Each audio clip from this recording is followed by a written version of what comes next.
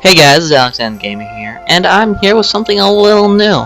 So far, almost all we've played is Total War games, mostly Attila, trying to play as the Ostrogoths, and I have completely failed at that. I have no idea how to play a Horde faction in that game.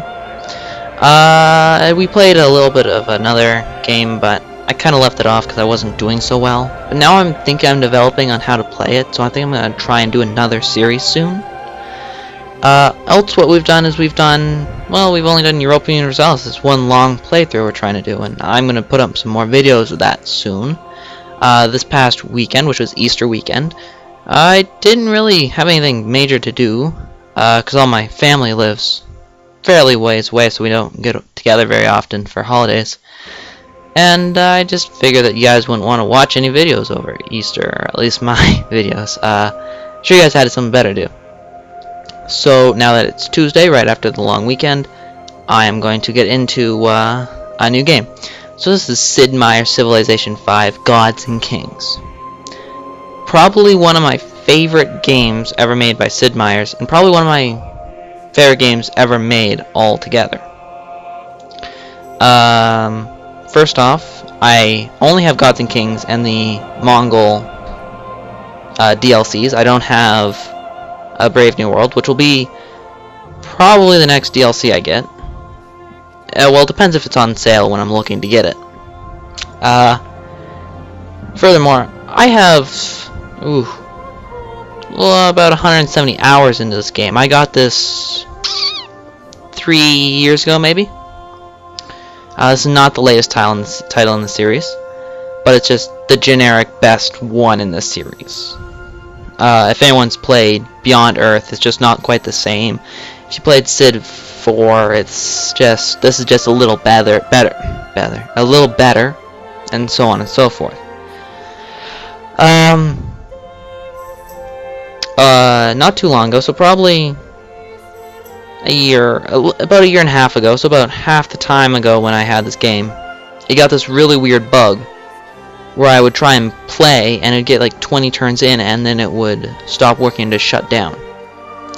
And I'd like try uninstalling it and everything, but it wouldn't work. So I just finally let it rest, and I came back a little while later, tried again, didn't work.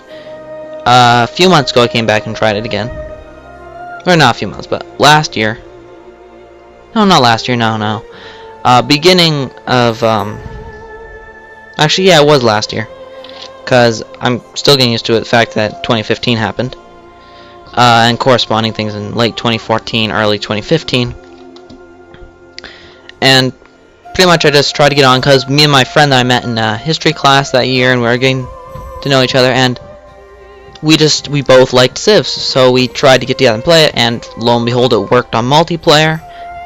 So I gave it a couple more tries and it wasn't working, a single player, so I just uninstalled all my mods, and that was the problem. Because it'll do that sometimes, even if you're not trying to play it, it'll be trying to, like, they're not compatible, so it just breaks the game regardless if you're trying to load them or not sometimes.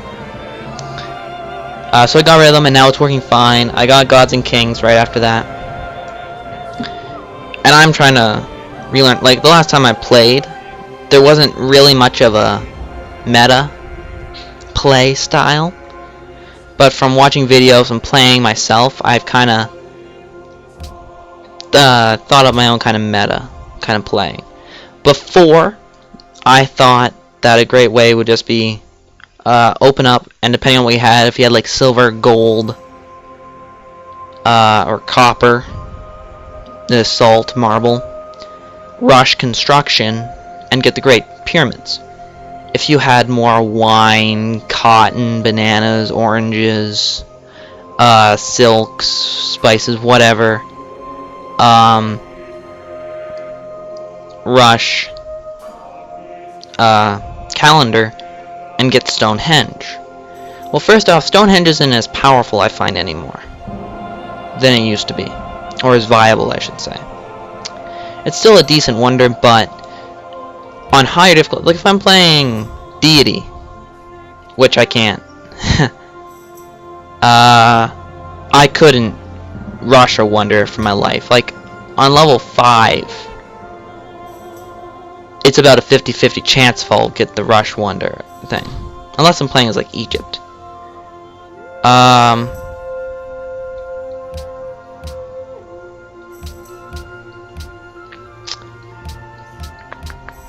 This is no okay. So for learning the game, there's an achievement to play settler. I've never played as settler. That's because I was just like, oh well, I'm not bad. I'm pretty sure I started on like Prince actually. I'm thinking of playing King. I've been playing Prince a while and King a while and stuff to get into the game. And I've also been having to get used to some of the new factions. So, Gods and Kings added 8 or 9 factions to the base game. And it's got some pretty interesting things. Some are less interesting than others. Like, what's one that I don't really see being that great? Pakal. I mean, the pyramids are meh, and the Altalist, it's just their starting unit, like most Native American factions. So in the very beginning, they're very powerful, but in the very beginning, you don't have siege engines, so you're very vulnerable. And like, unlike Montezuma, you don't get this bonus to culture and the much more powerful Jaguar and the floating gardens. The pyramids aren't as good as the floating gardens, in my opinion. And Altalist, I would say, is worse than Jaguar. And they're a bonus. After researching theology, you receive a bonus grade person at the end of every Mayan-long calendar cycle every 394 years. So that's what, you get 6 or 7 bonus people? That's the extent of this power. 6 or 7 bonus people. That's if you're not dead by then. Montezuma gets a culture thing for the entire game. Every thing you kill in the entire game. I mean, the Iroquois, they have the Mohawk Warriors, which I would still say are better than the Altalist, but weaker than the Jaguar. They have the Longhouse, which is an okay thing, but units move through forest and jungle and friendly terrain as if it was road. So they move like 7 tiles or something in forest and jungle. And if you have their start thing going on, then you're gonna get forest and jungle. And they can also establish trade routes through forest and jungle after researching their wheel. It's really powerful. Yeah, so when I first looked, I was like, oh, Byzantine's gonna suck. An additional belief for your religion. It can be very powerful though. The Dormon, I never find much. I rarely find much use for a name, except for this one time. I was playing as Carthage, trying to figure out that whole port thing that they have, which is actually pretty decent. Can be at least. But roads, you'll always build roads to connect your city, so it's only colonies, really. And if you have no idea what I'm talking about, I'll explain it in the video itself, in the game itself. So this will mostly just me talking about stuff in the setup screen in this video. But I thought that would be useless. Now playing, it's like, oh, that could be pretty useful, actually. But the Dormon, I already said all this. Okay, Carthage story. Literally every speck of land. I should change this. So I was on continents map. And on this one continent, it was me as Carthage, Pakal the Mayans. So let's say this was the map here. So like. No, this is a bad example.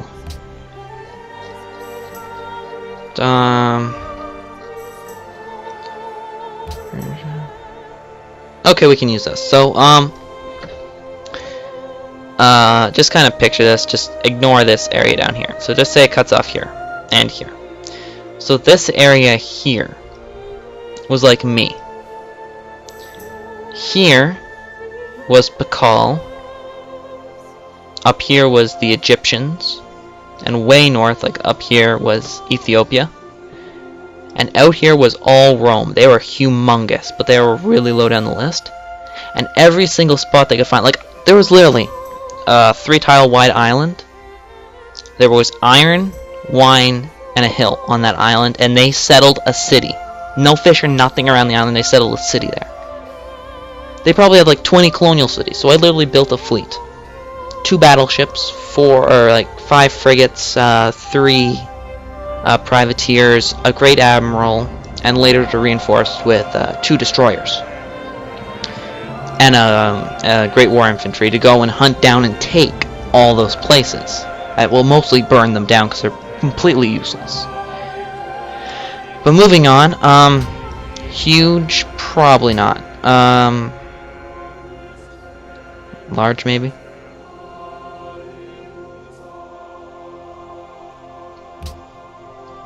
Maps.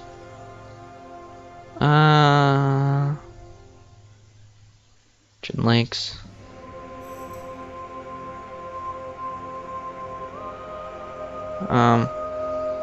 Lego Boreal. Continents, Europe.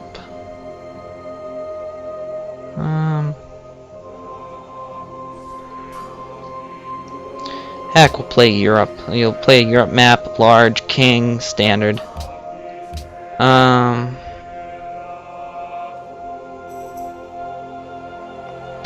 That's insane. Now to choose the faction. So I'm going to go through every faction and why I might choose them or not choose them. I first came here and I saw Alexander. I'm like, well, Alexander's okay. Now I really like Alexander. He's like,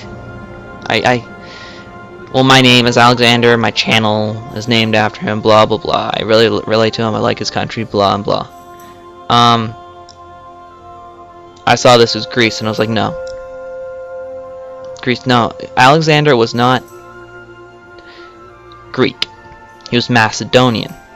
And you might be like, well, what's the difference? Macedonia is like northern Greece. Well, in that time, Macedonia, well, in his father's time, Macedonia was like a Greekish barbarian, like a Greekish tribe. Like, okay, picture from any like Roman history movie. Like picture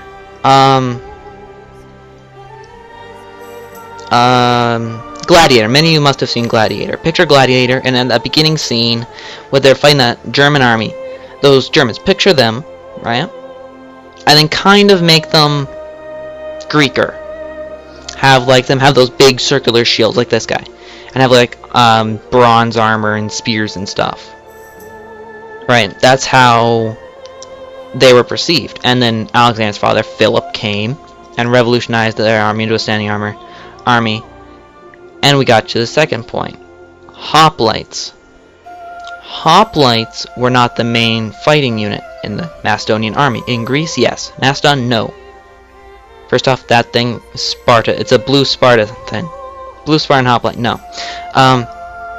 Second off, Alexander fought with phalangites, which would have been pikemen, pretty much. Not hoplites. Hoplites were support units on the flanks of the phalangites. Companions, yes. But okay, moving on. City-states influence degrades at half, intercedes, recovers at twice the normal rate. I first saw that, I was like, no, that's going to be useless. I'm just going to take them all over. Now I see this is very useful. Very useful. But I just don't like having all your strength right away and just after that it's like blah, you have no special buildings. You have relations if you have good money with city-states. Askia. I've never played as Askia, but it's kind of interesting. Receive triple gold from barbarian encampments. So normally you get 25, so you get 75 gold from barbarian encampments. And pillaging cities, land units. Oh, and pillaging. So, pay on the value of the city. I'll just average out about 110. Actually, I'll go as far as say it's 130 late game or mid game-ish when you're going to be pillaging cities. Pretty much. That means you're going to be getting like 390-ish gold per city. Land units gain the war canoe and amphibious promotions, strengthening them while embarked. This has changed a little bit. Normally what it says is land units can fight while embarked. Normally if a ship moves onto a land unit in the water, they just die. Now they can actually fight and live a little while. The Mud Pyramid Mosque, it's an okay, and the Mandaluk Cavalry is okay, but it's not exceptional. And I feel like with this bonus it's not that great. It's pretty nice. I'll definitely play it eventually, but Attila raising cities at double speed. Okay. Borrow city names from other in-game civs. Not really. Starts with animal husbandry. And a free tech at the beginning of the game. I'm gonna get +1 production from pastures. That's really powerful. Horse archer and battering ram. It's very good. I just don't want to play it right now. Augustus, I played a ton with it. Ballista Legion, really good. Build roads and forts with them, really powerful. 25 production towards any building that already exists in the capital. Your capital builds buildings pretty much. And then your other cities build them 25% faster. Bismarck, played them a lot. They have a nice balance. Landskjet is what I got from that. Pike replacement. Very good. Very, very good. Panzer replaces the tank. They're both decent replacements for their unit that they replace, and they're spread out really nicely. Upon defeating a barbarian unit inside an encampment, there's a 50% chance you earn 25 gold, and they join your side. Pay 25% less for land unit maintenance. So let's say a unit costs 4 gold for maintenance per turn. It now only costs 3 per unit. So for every 3 units, you save enough for another unit, pretty much. And the 25 gold is automatic, but getting a 50% chance of getting a free unit could be huge. But I played as them a lot. Boudica. Pictish warriors are a pretty decent unit. Kala halls are pretty good. This bonus is pretty good. I'm just trying to get through this a little faster. And now we're to the person that I'm going to choose. Catherine. I've never played as Catherine. I've always wanted to play as Russia. The Krepost, from what I understand, it's okay. And the Cossacks, okay. Strategic resources provide +1 production, which is pretty good. And horses, iron, and uranium resources provide double quantity. I thought oil was in there. Actually, I thought it was all, but okay. Actually, now that I think about it, I might not play as them, because it's not what I thought it was. Okay. I never liked Gandhi's very much. Unhappiness from number of cities doubled, unhappiness from number of citizens halved. So few really tall cities pretty much.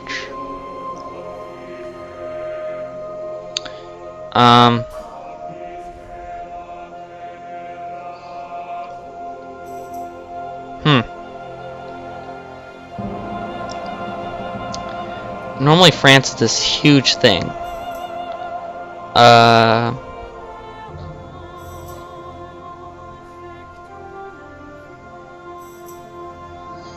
Because I like that huge culture thing, but culture's been weakened. Its income, at least, has been weakened. Some. In recent, in this mod. So...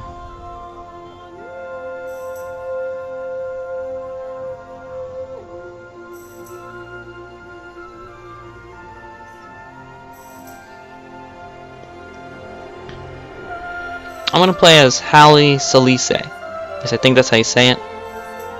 20% when fighting units from a civilization with more cities than you.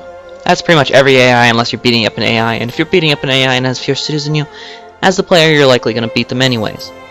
Replaces with Rifleman is cheaper and starts with 2 upgrades. It's pretty decent. And this, the normal monument, I think it's 1 maintenance for +1 culture. This is 1 maintenance for 2 culture and 2 faith. Pretty good. So I'm going to choose them. Advanced settings, here you can see what I'm doing. Not time victory. No cultural victory. Complete kill, no. New Ramsey, no. Allow pulsing saving, allow promotion saving, disable start bias. So I'm going to turn that off and see what we get. If we get a really crummy start, I'm going to restart. Because I'm not that good at this game. No, there's one down here. Raging Barbarians. That could be insane. It's greatly increased. Okay. We can choose the civs too. City-states 20. Now if we played with like 39 city-states, or 41, we'd want to play as Austria because they can annex city-states. Peacefully. I mean, one can annex a city-state. Emperor of Ethiopia, Haile Selassie. You're one of Ethiopia's greatest rulers, and as the spiritual leader to the Rastafarian movement, is outshone only by the influence you had on the diplomacy and political cooperation throughout the world. In introducing Ethiopia's first written constitution, you planted the seeds of democracy that would take root over the coming years, and your infinitely wise grasp of global affairs secured Ethiopia's place as a charter member of the United Nations. Spearheading efforts to reform and modernize the nation during your reign, you changed the course of Ethiopian history forever. Revered King, your composed demeanor once protected the people from the many conflicts that plagued the nations of men, and the kingdom looks to you to assure peace once again. Will you lead the people with courage and authority, moving forward into a new age? Will you build a civilization that stands the test of time?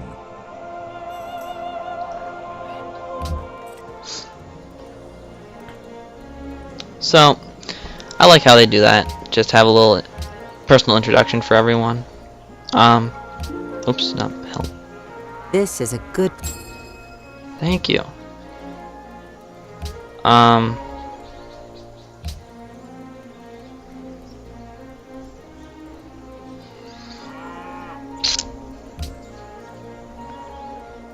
Actually, I can't remember now. So you heard that, but I think there's a setting that I normally play with that I didn't have turned on.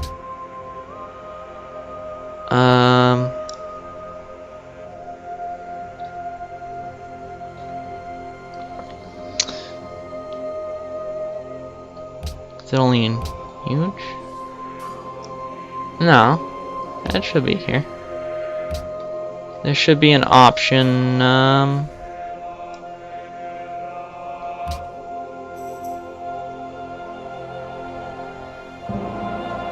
Oh, it's because I have this Europe map on. Yeah, okay. I'll buy that. So we'll play a fractal map. Form thin, snaky continents. Cool.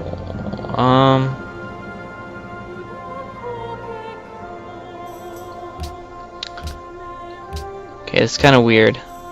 Yeah, here we are. On continents, you can set this up. Archipelago? You can do it on Archipelago. Pangea. Earth? No. Just... Okay.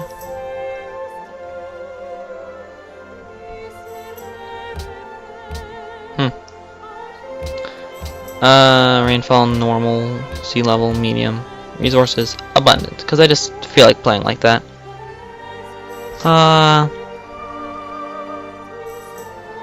Let's get going. Let's do this again. This time I'm going to skip the intro to the chance to do it. Selassie, your legacy as one of Ethiopia's greatest rulers, and as the spiritual leader to the Rastafarian... Okay, you can notice there's a ton more resources here now.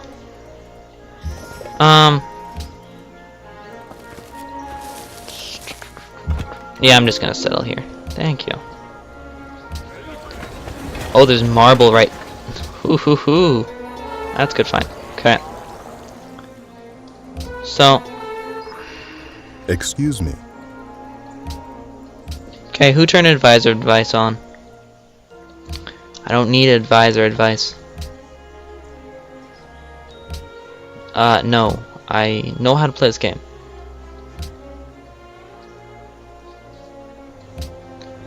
Oh, jeez. Okay. So, I usually like to found a religion. Because that's just how I like to roll. It also happens that's right on the way to calendar. You might say that's not the best choice on how to do things. Well, you might be right. So right away, you want to be focused on growth. But it's also 3 gold tile, which is really nice. Yeah. No 3 food tiles, which is kind of unfortunate, but whatever. We'll go scout first. See what we get. If the sounds don't turn out good in the video, just put it down in the comments. Say, hey, we can't hear you over everything, or Quiet! You're being too loud. Interesting, so...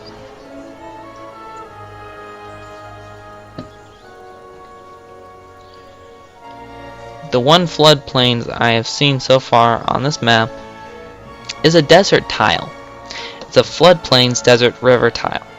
It's worth 2 food, 1 gold. Instead of normal desert tiles, which is worth nothing. I could upgrade that with a farm and get like 5 food by the or 4 food by the end, or whatever it is. Which is absolutely insane. More cotton. I find that natural resources in this game spawn in like areas. Like this greater area will be cotton land, this area will be wine land, that kind of thing. Oh, a little goodie hut. I don't find very many ruins in my last game. Now to... actually, I should probably explain some things here and use the rest of my time here. Okay. So when you start the game, you start with a settler, which I used to found the city, and a warrior, which is the most basic battle unit you have. There is 3 types of resources. Resources are indicated by this little circle thing here, pointing toward it is. So in our starting area, which is outlined by this color here, we have these tiles. Inside this tile, we have these 3 resource things. We have 2 different types of resources here. We have cotton, which is a luxury resources, which gives you 4 happiness and usually gives you more gold than much other things. There is improvable resources like the stone and this cattle over here, the sheep. These are all upgradable, but these are like tiles that can get a special upgrade. Normal tiles can only receive lumber mill on forests and jungles, I think. Hills can have mines. Everywhere can have farms and trading posts. But these get special things. This gets pasture, something like that. A mine, a plantation. But it gets you special resources. Or not special resources, but it gives you more bonus. See, this cattle being here gives it 1 extra food. That sheep being there gives it... is that on a hill? Yeah, it is. I don't know what that gives then. I haven't memorized what all the resources does. If you're watching this as a tutorial video, probably not a good idea. Oh, animal. I just popped into this ancient runes, and it gave me an advanced technology, which is technologies up there. You can't really see it because of my numbers here. Yeah, your science output. You have your gold, your total, and your income. You have your happiness. If you go in the negatives, you start. I won't say suffering, but your cities will grow 1/4 the speed. You have your speed to a golden age. You get 20% more production. Everything that produces gold gives you 1 extra, and culture is increased by 20% during a golden age. Golden age, well, you put your happiness, whatever extra happiness. So we make 9 happiness, and we spend 3.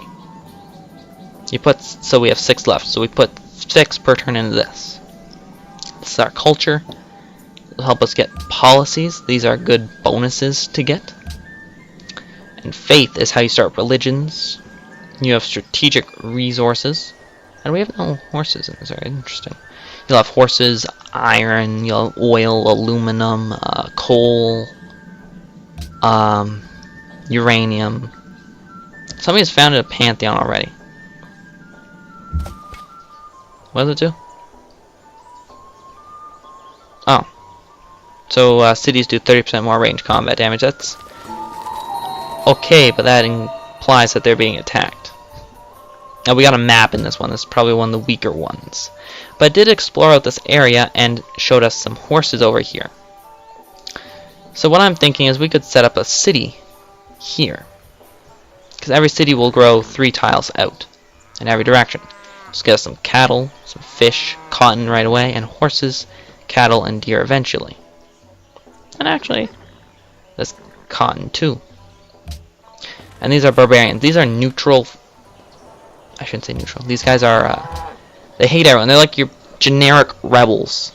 They rebel against, well, they didn't really rebel, but they never existed as a nation. They just hate you and they want to take your stuff. Pretty much is how it works for them.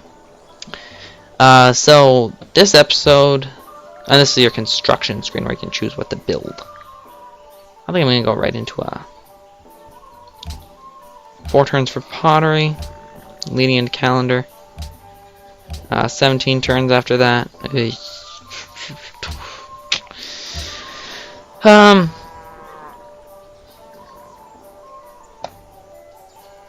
Yeah, we'll take this. Because as you can see here, it provides 1 maintenance for 2 culture and 2 faith. Pretty good.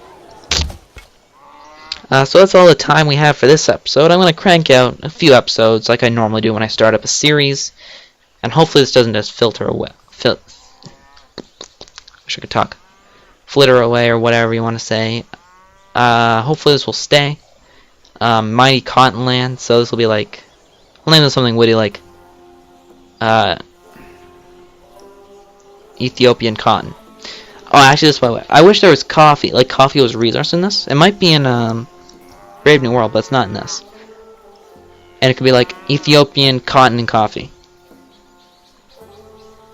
Sounds pretty nice, right? Come on, that sounds pretty nice. I know you guys think it's pretty nice.